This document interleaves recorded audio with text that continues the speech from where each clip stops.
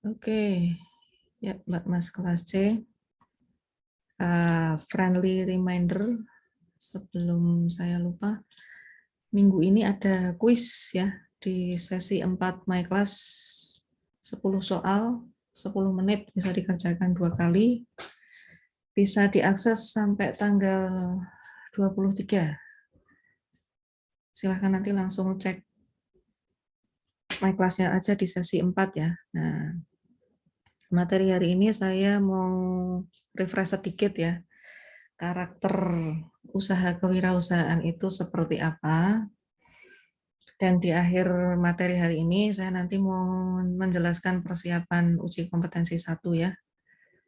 Minggu depan tidak ada pertemuan online ataupun offline, kita ketemu lagi di sesi 6 My Class, jadi 2 minggu dari sekarang ya. Oke. Jadi kita kembali ke tujuan awal dulu Mbak Mas. Mata kuliah ini sebenarnya untuk mengingatkan Mbak Mas bahwa di luar sana itu masih ada kesempatan untuk membuat bisnis sendiri yang membuat Mbak Mas jadi nanti bisa menyediakan lapangan pekerjaan untuk masyarakat sekitar ya. Nah, fokusnya adalah di sini Mbak Mas. Jadi saya membagikan atau memotivasi Mbak Mas in case atau pada suatu saat nanti kalau punya keinginan jadi wirausaha, itu wirausaha yang berbasis data dan berbasis ilmu. Nah, makanya nanti di uji kompetensi 1 saya minta Mbak Mas mencari data ke mitra bisnis atau pemilik usaha yang ditunjuk ya sebagai objek riset mata kuliah ini. Data apa yang Mbak Mas dapat dari hasil wawancara nanti diolah ke dalam sebuah template yang namanya bisnis model canvas. Nah, itu nanti akan saya jelaskan di bagian akhir. Kita kembali ke sini, ide dan inovasi. Jadi minggu depan saya itu pengen Mbak Mas mengeksplorasi ke si pemilik bisnis apa yang mereka pikirkan ya, ide-ide baru, strategi baru untuk mempertahankan pelanggan. Nah, dari ide tersebut apa yang mereka implementasikan. Jadi kalau kreatif itu kan masih dalam tataran konsep ya, masih ada di pikiran. Sementara kalau inovasi itu sesuatu yang sudah dipraktekkan. Jadi di sini ada 2 hal yang berbeda ya. Kalau ada pertanyaan langsung aja, nggak perlu nunggu saya selesai menjelaskan ya. Untuk yang bagian ini. Tapi nanti kalau bisnis model canvas saya jelaskan terpisah. Kemudian, nah, kalau nanti Mbak Mas wawancara ke si pemilik bisnis, Mbak Mas silahkan mengungkap apa yang mereka pikirkan untuk menangkap peluang usaha.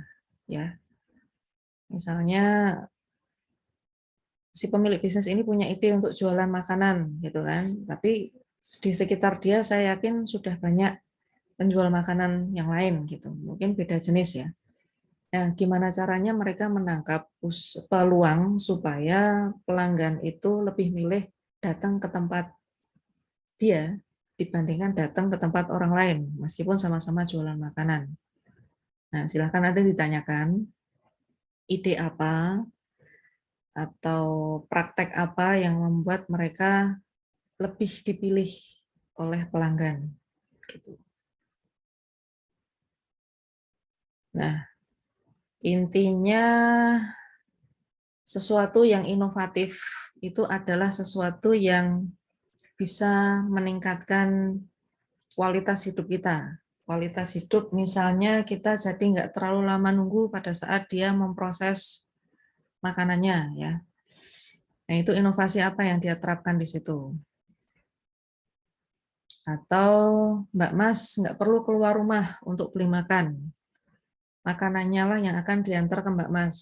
Makanya ada GoFood, Shopee Food. Mbak Mas nggak perlu keluar kamar atau keluar rumah untuk beli pulsa, karena bisa beli pakai aplikasi Gojek. Di Shopee kayaknya ada juga ya jualan pulsa. Nah, gitu-gitu ya. Nah, inilah inovasi. Sesuatu yang meningkatkan kualitas hidup kita, mempermudah hidup kita, atau memecahkan masalah-masalah yang sulit. Jadi hidup kita itu lebih gampang. Nah, kalau kemarin saya sudah menjelaskan beberapa tipe wirausahawan, ya. Ini adalah tipe-tipe pelaku wirausaha yang bisa Mbak Mas wawancara. Yang pertama adalah necessity entrepreneur. Jadi wirausahawan yang mereka memang harus jualan atau punya bisnis karena untuk memenuhi kebutuhan hidupnya. Misalnya pemilik warung sembako, terus pemilik warung warteg gitu ya, pemilik warmindo. Nah, ini mereka memang punya kebutuhan hidup, jadi mereka harus jualan untuk bisa survive. Yang kedua adalah replikatif entrepreneur. Ini mereka yang mencontoh usaha yang sudah sukses, kemudian dikembangkan sendiri. Misalnya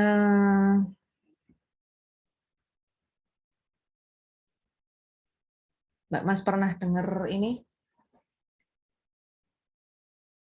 kopi Lain Hati, itu di tempatnya di sekitar kampus ya, di sekitar kampus UMY, dan kayaknya ada juga di tempat lain gitu ya. Kenapa bisa dibilang dia replikatif? Karena hampir semua produk minumannya itu bisa kita temui di kopi kenangan atau kopi janji jiwa.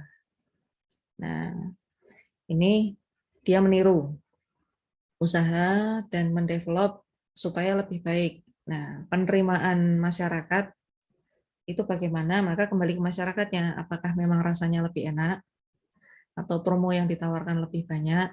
Nah, keunggulan dari replikatif entrepreneur itu meskipun mirip atau sama, ada sesuatu yang menguntungkan pelanggan. Ya, misalnya sering bikin promo atau banyak produk baru, nah, itu bisa. Nah, yang terakhir adalah inovatif entrepreneur.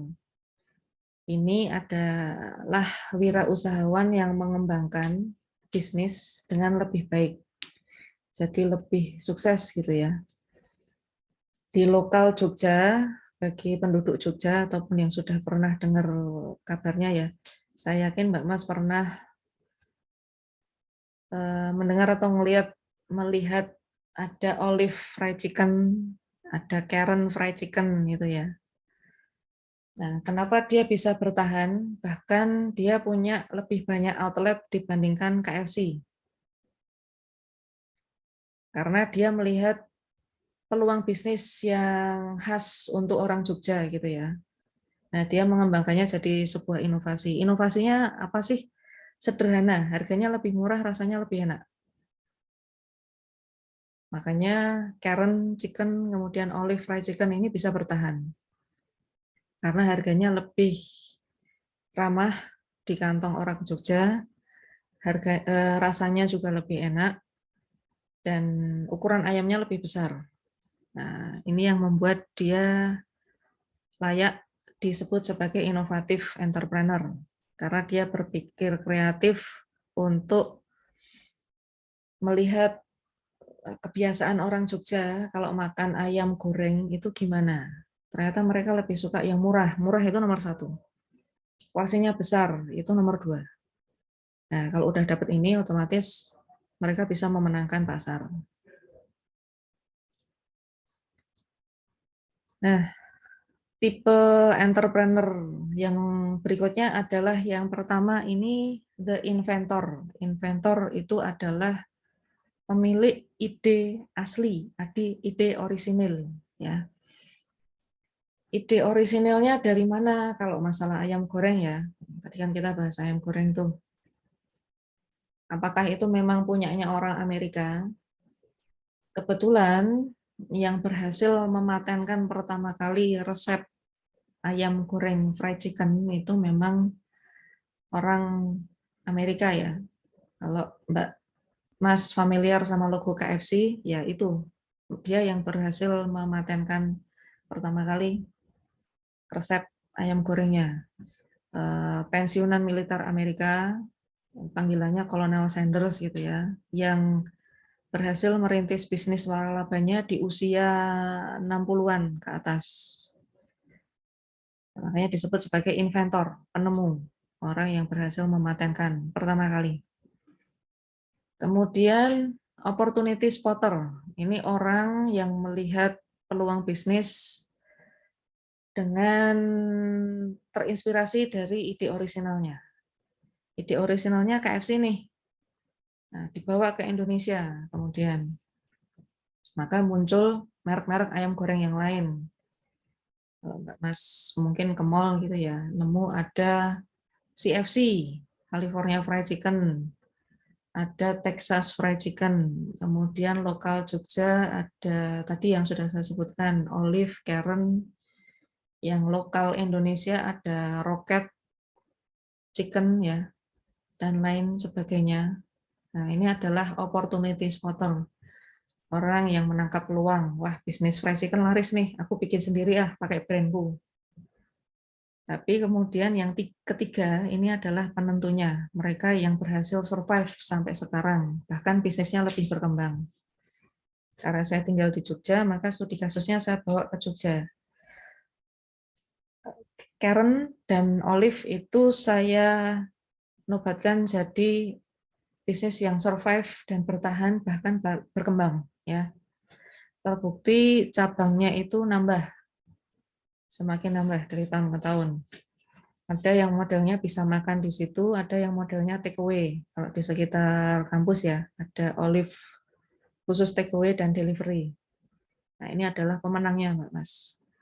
Orang yang berhasil mengembangkan bisnisnya dan survive sampai sekarang. Demand-nya bahkan makin banyak, permintaan makin banyak. Oh iya Ibu. Ya, Terus gimana? menurut Ibu tentang yang roket chicken itu kayak gimana Ibu di Indonesia? Apakah seperti yang Ibu katakan tadi, yang ini Bu, kayak bertahan gitu bisnisnya Ibu? Brandnya tetap menambah seperti peluang ininya Ibu maksudnya. Seperti apa namanya cabangnya itu kan makin banyak. Lalu bagaimana dengan roket chicken menurut Ibu? Kalau Rocket Chicken, saya rasa perkembangannya tidak sepesat ini ya, Olive sama Karen ya Mbak ya. Menurut pertimbangan saya, karena saya juga tidak punya analisis bisnis yang komprehensif ya. Jadi sekedar dari pengamatan saja yang punya development lebih bagus ya Karen sama Olive karena kebetulan mereka juga satu grup gitu. Menurut saya ya tanpa analisis bisnis yang lengkap gitu dari pengamatan aja. Iya Ibu, soalnya tuh roket chicken tuh ini Bu, nggak nggak ini Bu. Misalnya di daerah saya itu KFC-nya nggak ada seperti di Sumbawa. Yang ada itu cuma ini Bu, roket chicken. Oke. Iya Ibu. Makanya saya bertanya secara tidak langsung ini roket chicken ini sudah banyak cabangnya, termasuk di daerah saya Ibu. Oh iya, kalau se-Indonesia, makanya kan tadi saya nyebut dua ya, lokal Indonesia sama lokal Jogja. Nah, kalau lokal Jogja, Roket itu kebetulan masih kalah sama Karen sama Olive. Tapi kalau lokal Indonesia, nah ini Rocket Chicken yang leading gitu. Oke, nah untuk menindaklanjuti gimana caranya Mbak Mas nanti membuat uji kompetensi satu secara berkelompok ya, kemudian buat video presentasinya. Nah, di sesi kelima My Class itu saya sudah upload beberapa pertanyaan yang bisa ditanyakan ke pemilik bisnis ya. Untuk apa toh? Sebenarnya untuk bantu Mbak Mas menggambarkan profil mitra bisnis.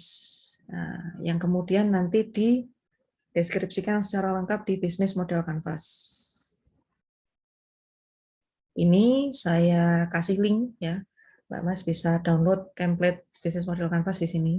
Tidak harus di sini karena dia free akses ya, bisa di-download oleh siapapun ya. Jadi ini link hanya salah satu alternatifnya gitu. Mas juga bisa cari langsung dari Google Image. Nah, yang saya jadikan studi kasus di sini adalah usaha milik keluarga saya ya. Kebetulan mertua saya itu pensiunan dinas perikanan. Jadi berbekal pengalaman kerja beliau berdua selama bertahun-tahun, mereka bikin bisnis ini. Namanya ada di situ. Ini sudah dimulai sejak tahun 2015, miliknya perseorangan ya. Kalau Mbak Mas masih ingat waktu kategorisasi UKM dan UMKM itu modalnya maksimal 50 juta, omsetnya maksimal 100 juta ya, 100 atau 300, saya lupa. Nah, makanya saya realisasikan di sini ya. Modalnya waktu itu untuk mulai kurang dari 20 juta. Mungkin kalau dibulatkan bisa sampai 20 juta ya. Omsetnya per bulan 10 juta. Nah, ini masuk ke kriteria usaha mikro, Mbak Mas. Penjualannya online dan offline, online lewat aplikasi Gojek ya, order GoFood, atau offline. Misalnya ada konsumer yang datang, harus order dulu baru nanti produknya bisa diambil. Promosi online lewat media sosial dan lewat brosur yang dibagikan ke tetangga. Spesialtinya apa? Produknya ya, makanan olahan dan makanan segar. Jadi bandeng yang sudah diolah, misalnya jadi bandeng kuah asam manis gitu ya, atau makanan segar, jadi bandeng yang sudah dibersihin kemudian di freeze gitu. Nah, yang perlu Mbak Mas presentasikan adalah ini. Ini adalah poin pertama, profil bisnisnya dulu. Poin-poin yang dipenuhi ya ini saja, ada 1, 2, 3, 4, 5, 6. Ada 6 poin yang perlu ditanyakan ke si pemilik bisnis. Sekaligus kapan dia mulai bisnisnya. Ini yang pertama. Kemudian yang kedua, Mbak Mas juga bisa kasih ya 2 foto dari produknya atau dari tempat bisnis. Minimal 2 foto ya. Ini bisa diambil langsung pada saat wawancara, ketemu langsung sama pemilik bisnisnya, atau bisa diambil dari ya apapun ya. Misalnya dia punya Instagram tapi nggak aktif ya bisa diambil dari situ, nanti Mbak Mas bisa bantu bikinkan Instagram yang aktif gitu ya, yang bisa diakses kelompok. Kemudian yang ketiga Mbak Mas perlu, nah ini, mengisi ada 1, 2, 3, 4, 5, 6, 7, 8, 9, 9 part di bisnis model kanvas. Ini adalah profil bisnis dari objek riset Mbak Mas ya. Mbak Mas jelaskan satu-satu di sini. Penjelasan sudah ada di sini ya. Kalau nanti belum jelas bisa cek ya. Contohnya bagaimana, key partner itu artinya apa, key activities artinya apa. Tapi sebelum itu saya jelasin dulu satu-satu.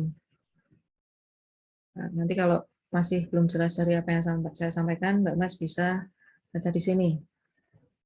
Nah, ini saya rekam, nanti saya upload ke YouTube, saya share lewat My Class seperti biasa ya. Oke, yang pertama adalah key partner Mbak Mas. Ini adalah orang-orang yang kerjasama dengan mitra bisnis Mbak Mas, supaya mereka bisa produksi. Nah, kalau dalam kasusnya Bale Bandeng, ini yang pertama adalah pemasok bandengnya. Kemudian yang kedua pedagang di pasar, yang ketiga pedagang kemasan, yang keempat GoFood ya untuk antar ordernya, yang kelima reseller. Ini orang-orang yang bergantung ke mitra bisnis Mbak Mas untuk menjalankan produksi ya. Jadi orang-orang yang diajak kerjasama. Yang kedua adalah key activities. Key activities adalah aktivitas apa saja yang dilakukan oleh mitra usaha Mbak Mas dalam menjalankan produksi. Nah, mulai dari beli bahan, ngolah, packaging, sampai distribusi. Yang ketiga adalah key resource. Key resource ini adalah aset apa saja yang disediakan supaya bisa produksi. Nah, misalnya nih mulai dari warungnya dulu, itu gedungnya ya, aset tidak bergerak, kemudian bahan baku mentah, kemudian aset yang mendukung, misalnya biaya listrik, ya, token pulsa, biaya promosi, paket data, dan lain sebagainya. Yang keempat, value proposition, sesuatu yang unik yang dimiliki oleh mitra bisnis Mbak Mas. Nah, Balai Bandeng ini mengklaim ikannya seger, fresh ya. Pengolahannya higienis sesuai dengan standar BPOM dan dimasak sesuai pesanan. Jadi bukan masakan kemarin, tapi masakan di hari yang sama ketika order.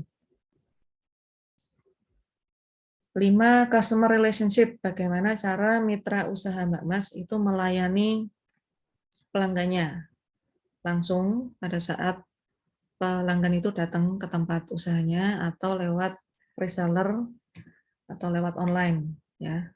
Dituliskan saja di sini semua. Channel ini adalah media sosial yang digunakan untuk promosi. Apa saja media sosialnya, cantumkan linknya juga ya. Nah, kalau udah punya, kalau belum punya, ya cukup ditulis saja belum punya. Kalau nggak bisa akses linknya atau nomornya misalnya WhatsApp gitu ya, ya cukup logonya aja yang dicantumin di sini. Kemudian yang consumer segment nanti akan saya jelaskan paling akhir, kita ke sini dulu. Cost structure. Ini adalah semua biaya yang dikeluarkan untuk proses produksi. Mulai dari beli bahan, beli packaging, kemudian ngolah produk, biaya listrik, biaya promosi, ya. Ditulis saja seperti ini contohnya. Nah, kalau ada pengeluaran pasti ada pemasukan. Nah, revenue streams ini pemasukannya, Mbak Mas. Balai Bandeng dapat pemasukan setelah dia jual produk bandeng yang diolah, misalnya jadi bandeng bakar gitu ya. Kemudian bandeng yang fresh, bandeng yang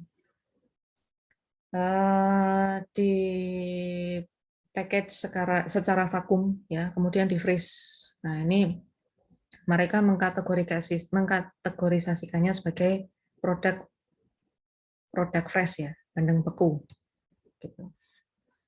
Yang terakhir ini adalah customer segment. Itu target pemasaran dari mitra bisnisnya Mbak Mas siapa saja tuh? Nah, karena di sini saya diskusi tentang bandeng produk bandeng ya, itu identik dengan oleh-oleh dari Semarang. Nah, makanya dia melayani pesanan dari Semarang dan sekitarnya. Kalau luar kota bisa dengan tambahan biaya ya. Nah, customer yang lain itu yang utama adalah ibu rumah tangga karena mereka perlu masak buat keluarganya. Ibu rumah tangga yang tinggal di sekitar Balai Bandeng tadi ya. Dan ini bisa dikonsumsi di semua usia. Nah, berarti kan general ya, Mbak Mas, umum. Semua orang bisa beli, bisa makan. Tapi spesifik yang biasanya beli ke Balai Bandeng itu orang yang ada di level C sampai A3 di SES. Penjelasannya ini. Jadi social economic status itu adalah pembagian konsumen ya, pengkategorisasian konsumen berdasarkan income, pemasukan. Nah, secara umum itu dibagi jadi 5 ini Mbak Mas. Nah, kalau Balai Bandeng tadi konsumennya C sampai A3. Kenapa? Karena biasanya umumnya orang yang datang ke situ adalah orang-orang dengan gaji kurang lebih segini. Nah, si pemilik bisnis itu taunya dari mana? Nah, mungkin sesekali ada konsumernya yang bilang saya kerja jadi PNS di sini. Saya kerja jadi TU di sekolah. Saya kerja jadi tukang bersih-bersih jalan, misalnya ya. Jadi pendapatan atau level dari konsumen berdasarkan SES itu bisa diketahui dari pendapatan yang pertama, kemudian profesinya apa, latar belakang pendidikannya apa, tinggalnya di mana. Dan itu sudah ada di daftar pertanyaan yang saya sediakan di My Class ya. Jadi profesi, pendidikan, kemudian pekerjaan, dan yang terakhir adalah tempat tinggal atau domisili. Gitu Mbak Mas. Oke, saya stop dulu. Ada pertanyaan dulu, monggo. Beli ini. Ya, gimana? Saya ingin bertanya, Bu, Ya, tentang yang tadi ada tipe pelaku wirausaha. Kan ada yang replicative entrepreneur sama innovative entrepreneur, Bu. Terus kalau yang Jeko itu masuk ke kategori mana ya, Bu? Mereka itu yang replicative atau inovatif gitu, Bu? menurut Mbak, yang mana dulu nih? Jeko, nggak tahu, makanya saya tanya. Kalau replikatif dia niru siapa ya? Dunkin ya? Iya, dan mungkin kayaknya, Bu. Tapi sebenarnya mungkin lebih tepat sebagai ini sih Mbak Mas, inovatif ya, karena dia bertahan, bisnisnya bertahan, bahkan berkembang kan. Iya. Jadi lebih ke yang inovatif sih, karena dia kayaknya tiap 1 tahun itu kan ada menu baru ya, beberapa bulan sekali ada menu baru gitu, terus menunya ganti lagi gitu kan. Ya, lebih ke yang inovatif entrepreneur. Oke, Gitu. Bu, terima kasih. Sama-sama. Nah, berkaitan sama ini Mbak Mas, ada pertanyaan dulu? Nggak ada? Oh ya, berarti nanti ini salah satu tugas ini ya, Bu, tugas UK1. Betul. Kita bahas. Jadi UK1 ini ya Mbak Mas, profil mitra bisnis, 2 foto dari tempat bisnisnya atau dari produknya, sama bisnis model kanvas. Kalau Mbak Mas sudah berhasil diskusi, dapat materi presentasi ini, kemudian silahkan buat video YouTube-nya ya. Yang nanti, silahkan buat video presentasi, rekamnya boleh pakai Zoom, boleh pakai yang lain ya. Di-upload ke YouTube, durasinya maksimal 10 menit. Kalau lebih boleh nggak? Boleh lebih 5 menit aja ya. Jadi 10-15 menit. Secara individual anggota kelompok wajib copy pas link video YouTube-nya ke assignment My Class sesi 5. Kalau ada yang nggak copy paste, saya nggak bisa ngecek hasil pekerjaannya. Gitu. Oh iya, Ibu. Kalau tentang mind map-nya sekali lagi, itu isinya apa, Ibu? Tentang profil usahanya kah? Apa tentang ini, Bu? Saya nggak nyebutin mind map, Mbak. Jadi cukup 3 poin itu tadi saja. Yang pertama ini profil ya. Kemudian yang kedua foto. Terakhir bisnis model kanvas. Ini juga semacam mind map Mbak Mas. Karena Mbak Mas bisa mengklasifikasikan faktor-faktor penunjang bisnis yang dimiliki sama objek riset Mbak Mas gitu. Jadi mind map itu nggak melulu tentang ini ya, satu indikator berhubungan sama indikator yang lain gitu, ada jejaringnya gitu ya. Ini pun juga masuk klasifikasi mind map. Tapi ini bentuknya bisnis model kanvas. Jadi objektif dari uji kompetensi 1 ini adalah Mbak Mas mengenalkan profil mitra bisnisnya ke saya. Begitu. Monggo silahkan kalau ada pertanyaan lagi.